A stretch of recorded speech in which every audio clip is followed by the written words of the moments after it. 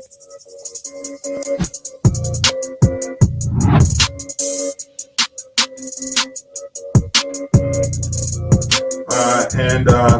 we will see you in a minute when we break out the first book out that we're going to be looking at is. Well, let's do yours first. Yeah, how about you first?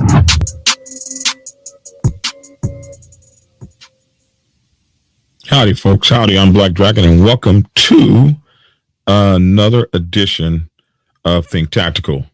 And you better be thinking tactical because it's tough out here in this world, and this channel is designed to help you stay alive, help you be prepped for the upcoming or impending disasters, doom, whatever the hell it may be. In this case, it's a very sad situation. A woman protected her family, her man, and she killed an off-duty firefighter. And prosecutors have announced that they won't pursue murder charges against her in this fatal shooting. Now, this is a sad thing because perhaps in this instance, the person who was wrong may well have been her boyfriend, who she killed a man to protect, or husband. I'm not sure what their association was. But, you know, the purpose of this channel is, how do you keep yourself alive? And she, or the people you love. And in her case, she was tasked with keeping herself alive and the person she loved. So it's a sad video, but we're going to take a look at it because it's important. At the end of the day, you've got to bring you home and the people you love. And the Jackson County prosecutors have announced that they won't pursue charges against this woman who fatally shot an off-duty Kansas firefighter. And this is because of Missouri laws governing defense of oneself and others. So it's important that you know your laws. It's important that you know the laws that protect you in your county. So or your city, your county, your state, whatever. So we're going to take a look at this, and I'm going to give you my reaction to it. It's really kind of it's sad, but you know, things like this happen. So we're going to get right into it here. Let me get back to the start and action. Cell phone video shows the end of what one witness says was a 10-minute confrontation. A witness says 23-year-old Javon Taylor insulted a female cashier. Then 41-year-old off-duty firefighter Anthony Santee stood up for her. Police say Taylor retrieved a gun from his car. The fight ends outside. Santee is on top of Taylor. A woman who came with Taylor fires one shot and runs. The decision is a very hard one because obviously it's a tragic situation no matter what happens. Pat McInerney is a former state and federal prosecutor. Missouri has actually had a statute providing for a self-defense claim in defense of other people since 1979. Steve Lieben is a UMKC law professor. The question was, did she reasonably believe that he was subject to imminent risk of death or serious physical injury? By not issuing charges, the prosecutor believes a jury would think the actions in defense of someone else were reasonable. So the investigation really focuses on what that person believed and whether that was a reasonable belief at the time. Brian Johnson, KMBC 9 News.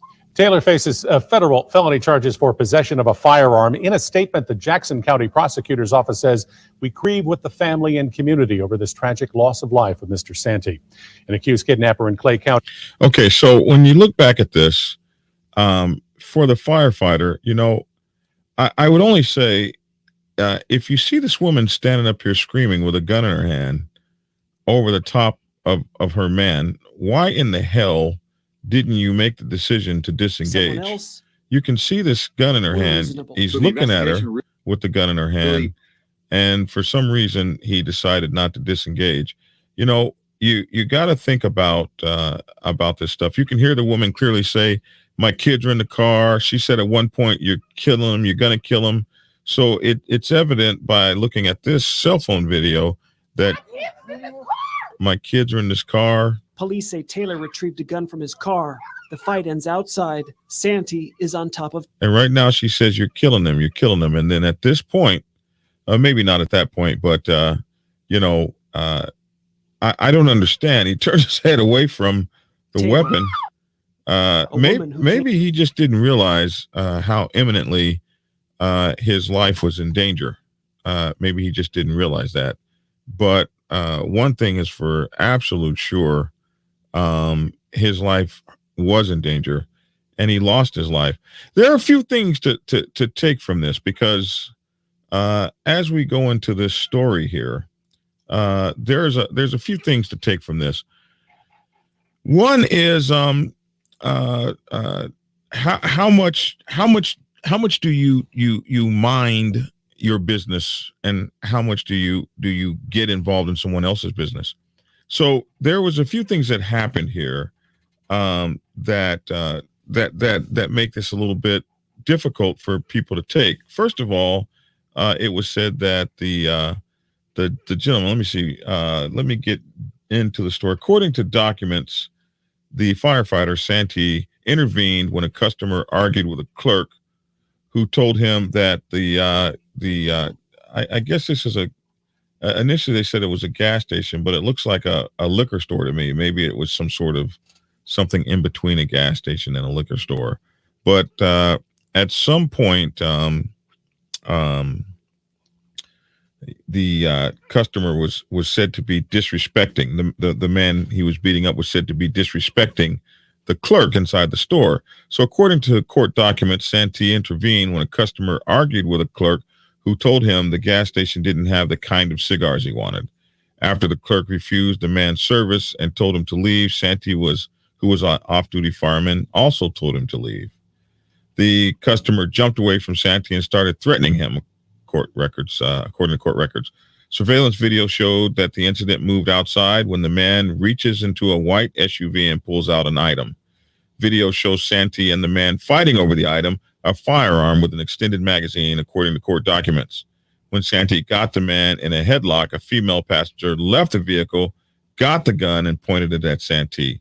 And so if you're thinking tactical, this is the time you disengage and you get the hell out of there. You never should have got outside with that. You can't get into the arguing back and forth. You can't get into the fighting back and forth. If he disrespected the woman, he disrespected the clerk. Getting involved in it cost him his life. Somebody saying, my words always been, one of my club brothers espoused this to me. As long as you keep your spit in your mouth, your feet on the floor, and your hands in your pocket, you can say anything you want to say. You can just blah, blah, blah, blah, blah. You can't get involved with people because they said something you don't like or they offended someone you don't like. It can cost you your life. And in this case, it did. Santee let go of the man and walked back into the store. Okay, so at this point, let me get back up here. Video. So they were when the man reaches into the white SUV and pulls out an item. Video shows Santee and the man fighting over the item, a firearm with an extended magazine. You guys saw that. I mean, the thing looked about this long. According to court documents, when Santee got the man in a headlock, a female passenger left the vehicle, got the gun, and pointed it at Santee. She allegedly fired a shot that appeared to hit him in the back, according to court records. At that point, Santee let go of the man, which he should have done a long time ago, and walked back into the store where he collapsed and died, according to this newspaper. And this newspaper is referencing court records. According to his obituary, Santee joined the Kansas City Fire Department in 2011, where he was dedicated to helping people and through his role as a firefighter and an EMT. His daughter was the light of his life. He had a vast love for nature and being outdoors, his obituary said. But unfortunately, all that came to an end because he wasn't thinking tactical. In connection with the shooting, federal prosecutors previously charged 23-year-old Javon LaTaylor in U.S. District Court in Kansas City for alleged possession of a firearm. As a convicted felon. So, I mean, this guy was in the wrong all the way around. A felon with a gun. And he didn't just have a gun. He had a gun that was built to do damage. And he couldn't wait to get out there and get his hands on it. And this is why this is why you have to be careful with these people. Some folks out here, he just couldn't wait to get out there and get his hands on the gun, and he's in the store disrespecting the lady, and he's just completely out of line, but he will also kill you. He'll kill you dead. Unfortunately, that's how it happened. Now he got the gun taken away from him. He didn't get to kill the guy, but his companion did. Now for her, she's got one mission. When you're thinking tactically, she's got one mission. That's to save her family and save her man. Her children are in the car.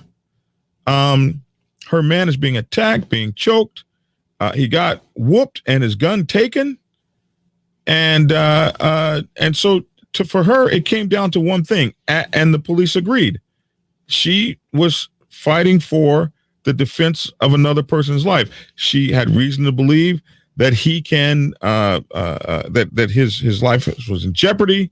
She had reason to believe, and she said out loud, "You're killing him. My children are in the car. Stop this. And at some point she figured that he wouldn't stop. And the police and prosecutors begrudgingly agreed. She stayed in jail 24 hours and they let her out. So this is a horrible thing. It's a horrible thing. And if you're thinking tactically, you do just enough to get rid of the situation and then you get the hell out of there. You mind your business if you can. You make it home. You don't get involved in people's mess. This guy standing at the store talking all this mess to the clerk, let her hit the panic button. Let her call the police. I'm not saying that chivalry is dead, but my mother used to say, you can be right, son, and you can also be dead right. When you're dead right, all they're going to do is march around, hold signs, prayer vigils, and be mad on television, but not a damn thing they can do will bring you back alive. Don't be dead right. Think tactical. Now, I don't know. Maybe the firefighter felt like if he was going to let this guy up, maybe his life was going to be more in danger. Who knows what was going on in his head? But to get engaged with those people in the first place, to get engaged with this guy acting like a moron in the store, was something that eventually led to his demise, unfortunately. And it could have happened at any time because the guy ran out of the store and got a big old gun out of the car. And you saw that gun. I mean, it looked, it was huge with that big long extended clip. I have one of those things. I think it carries like 40 rounds or something like that. It's absolutely the one I have is absolutely it's huge. You can't even control the gun with it. I forget where I even got. No, I think mine holds 22 rounds, something like that. It's huge. They don't even let those things in places like California. So you got to think tactical, my friends. You got to think tactical. You got to be prepared mentally. And sometimes mentally means knowing when to disengage or not engaging at all. You know what I'm saying? So a firefighter was lost, and a felon in possession of a gun goes back to prison, where obviously he belongs. And a woman has now got to carry the consequences in her heart and her soul and the weight upon her spirit and her conscience of having killed someone for a man she ain't going to get to keep, because he's going to prison as a felon in possession of a firearm. So what was it all for?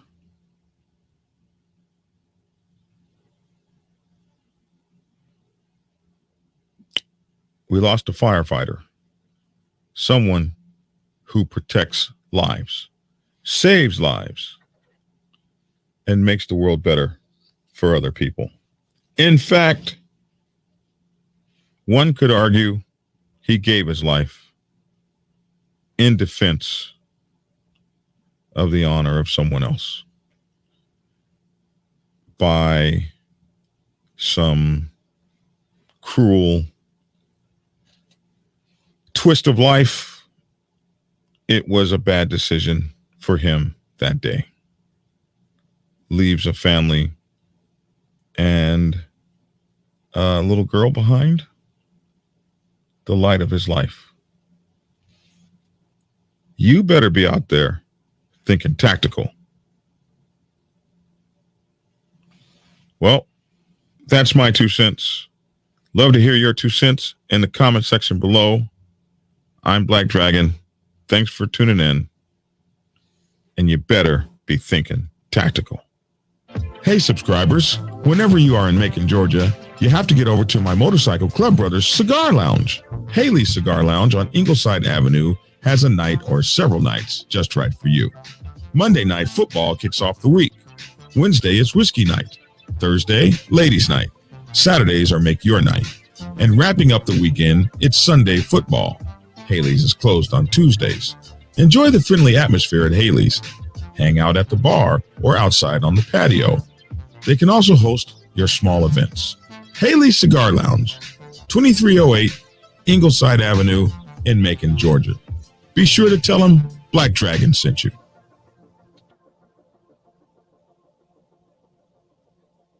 Prepare yourself to take the helm as president of your mighty motorcycle club by delving into the pages of Black Dragon's newest book, The President's Bible, Chronicle 1, Principles of Motorcycle Club Leadership.